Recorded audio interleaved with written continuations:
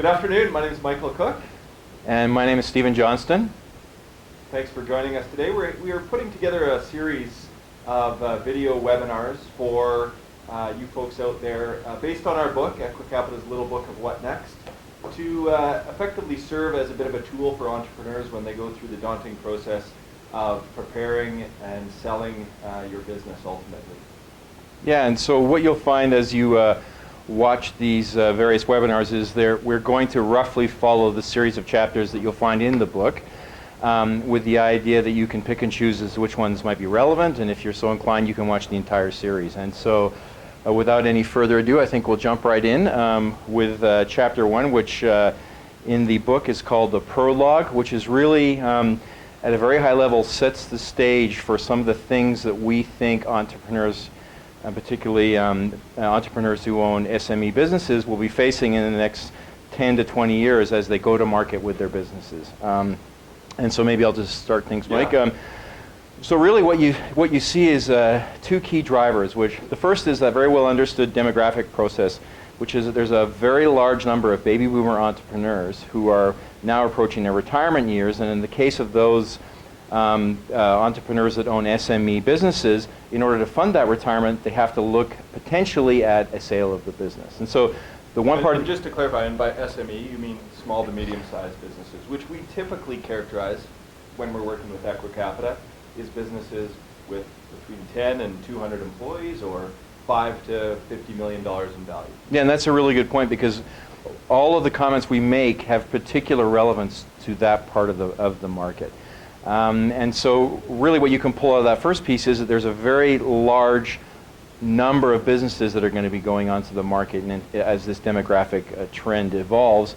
And in dollar terms, it's been estimated in the multiple trillions of dollars. It's actually been described by CIBC as one of the largest generational transfers of wealth in Canadian history. And in just absolute numbers, it's approximately 500,000 businesses that we're talking about. So it's an enormous amount of wealth that'll be seeking to change hands. And I think, Mike, perhaps you can talk about the second piece of the puzzle, which is the capital component of that. Well, that's right. I mean, there's obviously two sides to the equation, and we're talking to you as business owners when you're looking at considering selling your business, and from the viewpoint that the better prepared you are when you go through that process to sell your business, the better advantage you will have when you come up against the flip side of it, which is the number of buyers that are out there looking to purchase businesses like those that you own. And really what you have right now is this massive cohort of baby boomers that own great businesses looking to sell to facilitate their retirement. And on the other side, you have a relatively small population of organized capital buyers looking to transact and facilitate those transactions, Equicapita being one of those such parties looking to transact and buy those businesses. And there is a bit of an imbalance between the number of businesses available and the number of parties looking to buy. And what we're trying to do with this series of webinars is prepare you as a business owner to be in the best position when you do go to sell your business.